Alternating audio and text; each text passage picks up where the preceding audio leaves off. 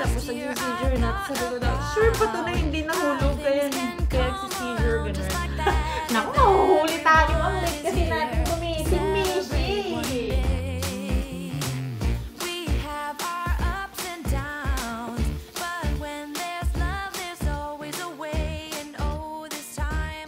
Kailangan mag-meal plan dahil kailangan ako mag-meal sa freezer ko para may pagkain si Mac every time that he comes home.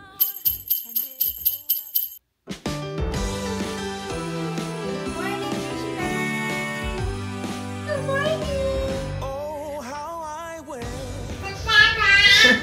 Good morning, everyone! Welcome back to Vlogmas Day 11. Day 11 na ata. Ako daw nagkakamali.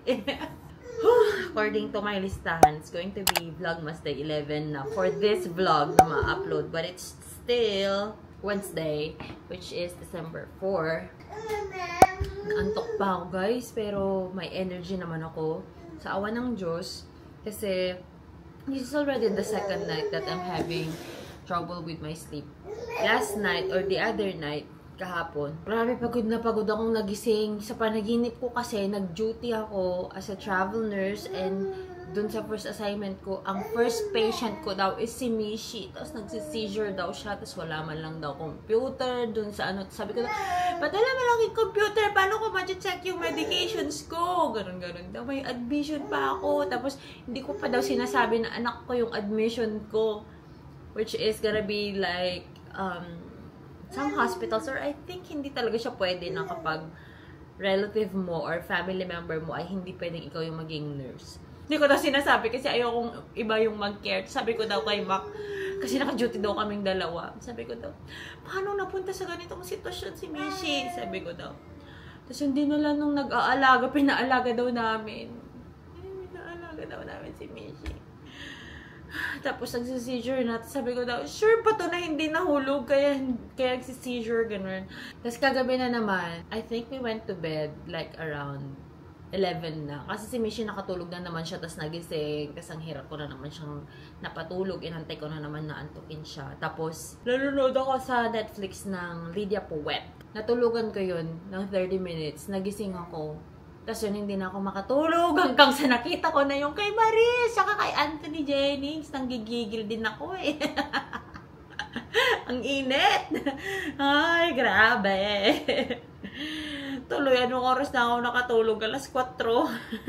Kasi nag-uusap-usap pa kami ng mga, hindi lang pala si ate siya lang pala yung kausap ko. Kasi nag-chat siya na, kumusta na? Anong mga ginagawa nyo? Ganun. Tapos sabi ko, nagbabasa ako. Tapos pinaquiz ba naman niya ako yung mga quiz about Anthony Jennings siya kay Maris. Natatawa tuloy ako. Let's check, Daddy. Sabi niya kaninang kausap ko ay 30 minutes away siya. Pero let's see.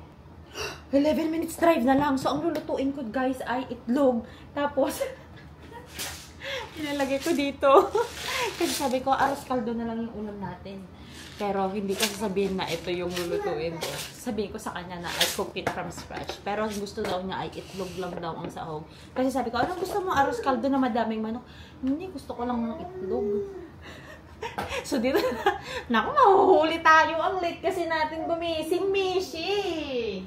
Magluluto ko ng 4 na boiled egg. Ay, naku, grabe. Kailangan na talaga namin mag-grocery bukas. Wala na kaming egg. Grabe, yung grocery namin, talagang pang 1 month na lang talaga. Kaka-upload ko pa lang, actually. Today yung upload ng ng 1 month grocery haul namin. Hala, ay, masyado madami.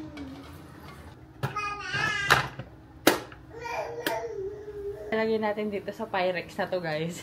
Hindi ko sasabihin sa kanya, makita mo na lang to sa vlog. Ang dami kasi namin arroz caldo na ganito. Nung pumunta kasi kami in Chicago, bumili siya ng isang karton na arroz caldo. Tsaka isang karton ng ano ba yun yung congee na beef? Goto. Yun. So, 2025 pa naman, December ang expiration. Gusto ko lang talaga na mabawasan na yung mga ito sa pantry kasi nawawalan na kami ng space para sa ibang mas importanteng bagay. You know what I mean? Kumusta yung arroz caldo ko? Baka mag-gets niya yung last na kasi kinakain niya to sa duty. So, what I'm gonna do is, lagyan ko to ng tubig. And then, transfer agad dito. Lumilipad na ata to. Tuntok na daw kasi siya. Tingnan mo, 65 na lang yung takbo dito, Daddy. Naka 72 per masay. Nako. 6 minutes dive. Wala na. Hindi na ito aawa. Natatawa tuloy ako sa gagawin ko. Alam mo yung mga wife na nag-order ng restaurant and then pinifake nila na niluto daw nila. Parang ganito tong ginagawa ko pero on a cheaper level. Feeling ko magigets niya to. Lagay natin sa microwave para kunyari pinainit natin sa microwave. Feeling ko magigets niya. Sa amin lang din ako. Hindi ko kayang ano.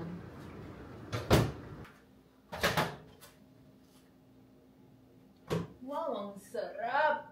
Magigets niya ito pala kasi yung manok niya hindi manok na manok. You know what I mean? Empty na natin tong dishwasher as silent as we can. Ay, dahil pag may batang nakarinig ng dish. Diyan na siya. Favorite talaga niyang sumali dito. Kapag nag-aayos ako sa dishwasher. Andyan na! Daddy, andito na! Wait lang! Kunin natin yung milk. Bottles ni Mishi Bing! You can join mommy pag ganito na malinis, okay? But if it's the dirty dishes, no. Oopsie, oopsie. Hulog na. Daddy! Napakapasaway! Sabi! Andiyan na si Daddy, tapos na. Go to Daddy! Go to Daddy na! You can play with Daddy now. Kailangan ko nang magluto ng para sa dinner namin kasi maaga na mga aalis si Mac ngayon. And nag-request siya ng munggo. So, sakto nag-thaw ako ng chicken kagabi kasi nga dapat isasahog ko yun sa arroz caldo. Pero sabi niya, egg lang daw yung gusto niya para sa arroz caldo. So, ito yung isasahog ko ngayon. Hindi niya ito masyadong magugustuhan kasi skinless. Gusto niya usually may skin yung chicken. But, I got here the skinless and boneless na chicken thigh, I think. Dapat isahog namin yan sa pansit, pero sahog na natin yan sa munggo. Medyo mahina ako magsalita ngayon kasi tulog si Mishi, tulog din si Daddy. And wala akong background music na para kay Mishi. And then, ang imimix natin sa munggo is ampalaya leaves na frozen. So, ito yung munggo na lulutuin ko. Ito na yung split and walang balat. Kasi the last time is yung may balat yung gusto niya. Talagang siya yung pumunta sa Asian store parang bilhin yun. Hindi kasi ako masyadong mahilig doon. Pero may times naman na parang cravings din namin yun. Mabilis lang to. Hindi mo na kailangang ibabad. Hindi mo na kailangang i-pressure cooker or ano, in 30 minutes. Tapos na to. Ang hirap maging quiet para sa mga tulog na mga persons. Ako actually antok ako. Ilang oras lang yung tulog ko for 3 to 4 hours. Okay na lang din. 3 to 4 hours. Actually kaya kong i-extend din ng 2 weeks pa yung mga laman ng kung wala lang yung nagsasawa na ako or may craving akong bago. Kahit 2 weeks kami hindi pa mag-grocery kasi may bigas naman kami.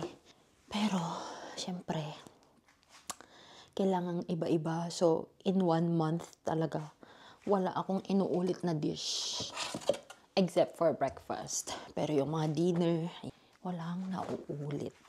Kanina pala, hindi ko pala napakita sa inyo yung about sa arroz caldo, kung anong reaction ni Mac. Noong una, nung minimix ko pa. Kasi mahalata talaga, kasi nga walang ibang manok na sahog. Sabi, parang mix mo lang to na yung nandyan sa loob, sabi niya gano'n. Kaya mamin na ako na tawa lang kami ng tawa. Tapos sabi ko, ubusin mo lahat yan. Kasi ang hirap kong niluto yan. Tawa kami ng tawa. Tapos sabi niya, parang legit may itlog pa. Tapos meron pang garlic chili oil. Sabi niya, kalamansi na lang kulang. Sabi ko, may lemon tayo dyan. Ayaw naman na niya nung lemon. Nilagay niya yung sabor, yung Maggi, sabor. Mabilis na ako para mamaya. Hirap kasi guys na minsan, okay naman si Mishi. Pero minsan, meron times na sinusundan niya ako ng sinusundan. Tapos umiiyak siya. Gusto niyang magpabuhat. Gusto niyang makita kung anong ginagawa ko sa counter. Kaya, yun yung mga times na mahirap. Kasi syempre, when you cook, most of the time, you use your 2 hands. Kaya pag naggaganon talaga siya, minsan nilalagay ko siya sa carrier para buhat ko na lang siya. Pero naisip ko na lang, minsan lang maging ganyan si Mishi na bata na gugustuhin niya na magpa-carry sa amin. Kasi baka next year dahil naglalakad na siya, hindi na siya masyadong magpapa-carry sa amin. Hindi pa niya nasasabi yung dada. Ang una niyang nasabi is papa, mama, ganun. Tapos pag tinatawag niya ako, alam na niya ako na mama niya ako. So, mom, ganun siya, mom. You want mom? Ginaganon ko siya. Pag ano. Kaya alam na niya na pag she needs help, mom, ganyan. Ang cute.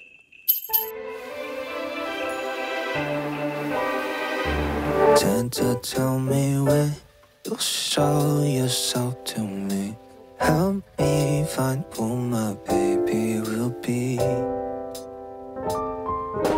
Santa, tell me when you'll show yourself to me. Help me find who my baby will be tonight. It's all I need. Somebody that I'll only care for me. Somebody I can give a time and ring. Okay guys, time check. It's already 12:58 p.m. and tapos na ako nagluto. Yung rice, ayan, nag-click na siya. Keep warm na lang siya.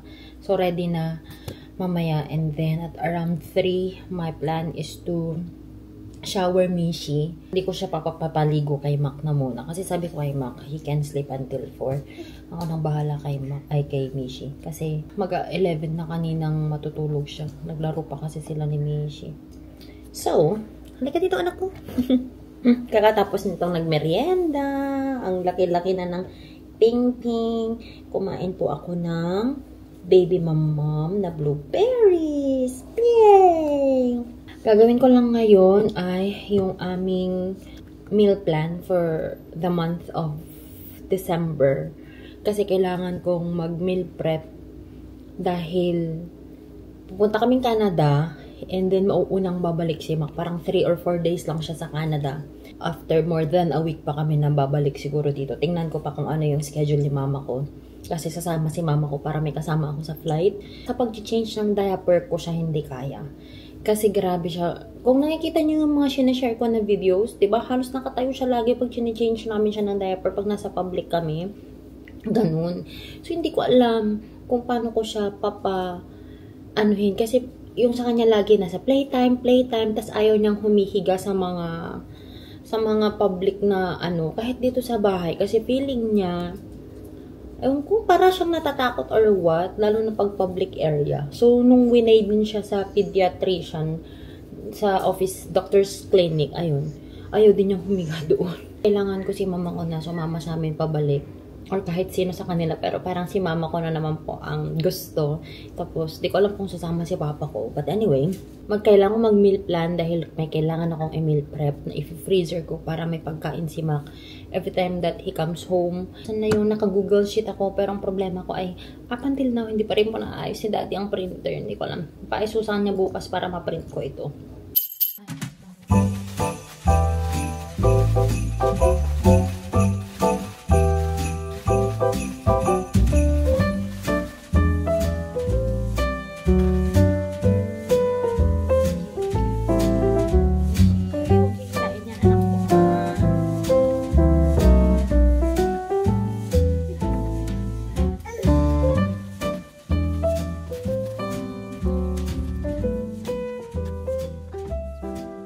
So, in a perfect world guys, ay bago ako mag-grocery, ay nag-i-inventory muna ako ng mga meron kaming pagkain sa pantry at saka sa freezer para alam ko yung mga kailangan naming bilhin para hindi nadodoble-doble.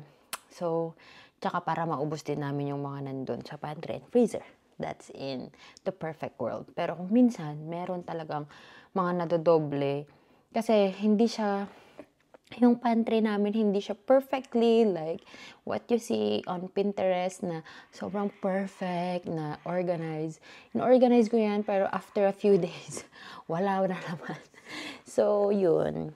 But it's okay kasi nakikita ko naman kung ano yung mga kailangan namin. Alam ko naman mostly kung ano yung mga kailangan namin. So, yun yung mga nililista ko. Nilalagay ko kung ilan yung bilang. Kasi nga, di ba, nakaplan siya, nakaplat na dito sa calendar. So, like for example, mayroon pa pala kaming sausage. Meron na kaming sausage, pero ilang sausage? Pang ilang kainan yun. So, parang ganun. Para hindi kami bibili na naman ng madami. Tapos, doon sa freezer, meron pa pala kaming longganisa. So, ilang longganisa pa yung kailangan naming bilhin. Meron pa pala kaming garlic, mga ganyan. So, kailangan talaga na i-inventory para hindi nasasayang yung pagkain. Kasi, number one, yes, nakakatipid in that way. Number two, na ano yung puso ko every time na nagtatapon kami ng pagkain. Lalo na yung mga food from Sam's Club and Costco, diba? Sobrang dadami ng mga yun. Hindi namin sila nauubos na expire na. Tapos pag itatapon ko na, sobrang sama ng loob ko kasi alam ko kung nasa Pilipinas lang to, ang dami sanang pwedeng nakakain na ibang tao. Pero, alam mo yun, para lang na masyadong fortunate na tinatake for granted yung mga blessings na dumarating. And naniniwala ako sa ano sinasabi ng mga matatanda na nagtatapon ka ng pagkain ay inaano mo din, tinataboy mo daw yung grasya, sabi nila. So, yung huwag daw magtapon ng pagkain. So, ngayon, mas nagluluto ako. Naubos na namin in 1 meal talaga dahil nga nakaschedule talaga siya. Kung madami man akong lutuin, like ngayon, ang dami kong niluto, intended yan na sa Sabado namin uulamin yung mga leftovers. Pag Sabado, gusto ko na lang na-relax lang yung araw, hindi ako nagmamadali na magluto or hindi ako nai-stress. Para after lunch, tulog lang tayo, di ba? For Christmas, all the happy smiles and the wishes, and I want it all from the lights to the mistletoe. Tell me one thing, is there anything that you're missing? I will keep you warm as soon as you remove that snow. Whatever we do, we will be alright. These holiday wonders will open your mind. May all your wishes tonight come true. So, malapit ko na tong matapos, guys. Gusto ko na lang, meron na lang akong ilang, more on breakfast yung hindi ko pa siya natatapos. Pero at least, mas madali naman yan. And then, may mga XX kayong nakikita dyan kasi yan yung mga araw na hindi kami kakain dito sa bahay or out of town kami, mga ganun. So, naka-plan out na yan. And then, ang inisip ko pa ngayon is yung Monday, Tuesday, and Wednesday na dinner namin, dapat ay yung pwede ring baunin ni Mac sa work para minsanan na yung pagluluto ko kasi yung binabaon niya sa work is kanin tsaka ulam din kasi parang lunch ang nangyayari sa kanya kapag gabi. Kasi syempre guys, ang aga din kasi namin na nagdi-dinner. Like for example, kapag nag-work siya dun sa isa, 3:00 kaming nagdi-dinner. So, magugutom na talaga siya kapag midnight, ganun. So, kailangan talaga heavy din yung babaunin niya. So, yun yung mga... Hey guys, so hindi ko pa rin tapos po yung aming ginagawa kasi gustong makipaglaro ng Mishi Beng Beng ko. Alam nyo guys, diba nandito yung mattress? Nakikita nyo naman siguro dyan. Kasi mula nung naoperahan ako, hindi na bumalik to sa kwarto. Tapos si Mishi, ano na din siya, parang gamay na niya yung galawan na meron tong mattress. Kaya na niyang bumaba dun sa side na yun. Kaya na niyang bumaba dyan sa harap ng TV. So, parang feeling ko mas safe, tas mas masarap din yung tulog niya kapag dito siya natutulog ng tanghali. kaysa kapag naglalatag lang kami ng comforter. Pero gusto ko sanang bumili ng foam na mga 4 inches na yung nafo-fold lang. Kasi naisip ko kasi dagdag na naman siya na gamit namin. Kung pwede naman ito, for now, ito na lang muna. Wala namang gumagamit. The downside is, di ba halos magka-level? Pinupuntahan niya tong guys, tong glider. Kanina, nandyan ako sa harap ng computer. Sabi niya, ma'am. Sabi niya, ma'am. Ganun, nagpapapansin talaga. Sabi ko, bakit kaya ito nagpapapansin? Nandito na sa upuan. Tapos tumatayo na siya. Syempre, nag-glide to, nagmo-move.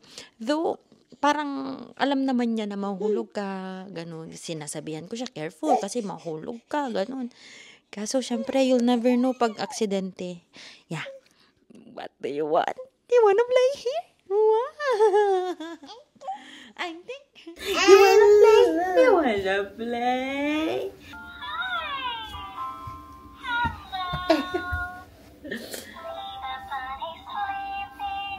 Oops, careful. Wake them with a merry tune. They're so still. Are they ill? Wake up soon. Wake up, little bunnies! Little bunnies, hop, hop, hop, hop, little bunnies, hop, hop, hop, hop, little Mag-blanket na kami ni Miss Rachel, tsaka ni Bonnie. Mag-blanket kami. Yeah. Blanket kami together. Na-blanket kami together. Hindi ka nasasali? Blanket kami together. Ay, sali ikaw. Blanket ka din. Kasama ka din namin. Mag-blanket tayo. 4 tayo. Yay! Wow. Giling. Wow. Love ko na si Miss Rachel. Love ko si Miss Rachel. Ay, buti na lang yung kitchen natin malinis. Yung bathroom natin, yung dining area natin malinis. Dito talaga sa play area mo, ang dami-daming magulong bagay. Wow! Kapamot! Wow! Pitaboo!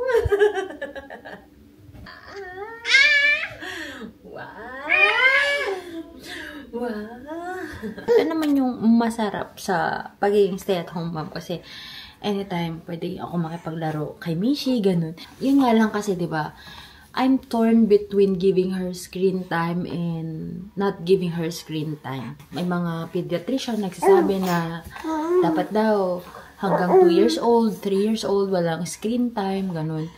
Meron naman mga language doctors, something like that, and pediatrician na they say na okay si Miss Rachel kasi yung attack ni Miss Rachel sa kanyang mga shows are like, kasi pwede, no screen time but you can do video calls with family. So, yung format na kasi ni Miss Rachel is like video calls. So, it's okay daw. But then, kita na naman ako kagabi na dapat daw anything daw, kahit Miss Rachel pa siya.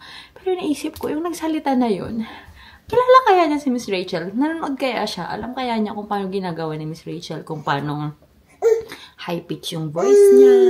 Yung mga ganun ba? Na basta yung way ni Miss Rachel is, nakita ko din naman na dapat ganun ka makipag-communicate. Like, high pitch, repetition, ganun.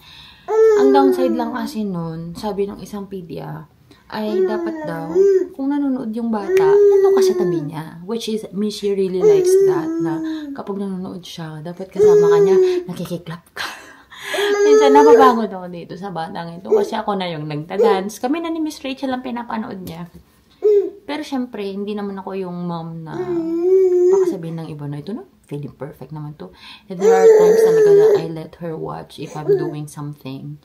Pero, I see to it na mag-start lang yung screen time niya kapag mga 12 or 1 na, and then sakto na yun na pampatulog lang din niya. Pas makakatulog na siya siguro mga an hour Ganon. Pero may mga minsan talaga, nakikita ko na overstimulate siya. Yun yung mga tinitigil ko yung screen time.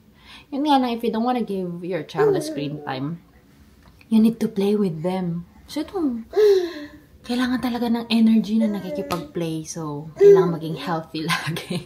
Kasi, pagod ka na, hindi pa sila napapagod. Tingnan mo, itong anak ko nandyan na naman. Yan yung tambayan niya. Yan, kinukuha niya yung mga vinyl record namin dyan sa ilalim. Ganon. Wah! Wah! Nakakatayo na siya mag-isa kahit walang help, kahit wala siyang kinakapitan. Kaso pag dito kasi siya na area, alam niya madami siyang kakapitan. Kaya mas gusto ko na nandun kami sa other side nitong mattress. Mayang, Ma'am. Oh, Giraffe is here. Giraffe is here. Ah! Hi, Giraffe. Hi, Giraffe. Hi. Hello. We're waving. Hi. Diba favorite mo si Giraffe? Thank you so much everyone at narating nyo na naman po ang part ng ating vlog na magsha-shoutout lang ako sa mga ibang nag-comment sa ating mga vlogs. Ayan. So, shoutout kay Annalyn Pailona and kay Mray Diana. Ayan. Thank you so much sa panonood and sa pagko-comment. And if you want to be included sa mga susunod po na shoutouts ay just comment down below and I will include you sa mga susunod na shoutouts. Ayan. So, ito na lang muna kasi ang haba na ng vlog natin na ito. So, if you haven't subscribed to this channel yet, please do subscribe and hit the notification bell para lagi kayong ma-update every time that I upload a video here on this channel. And of course, if you haven't followed me yet on my Instagram and on my Facebook, the name is Joy of Mia. And I'll talk to you guys on our next one. Bye! Let me give you a Christmas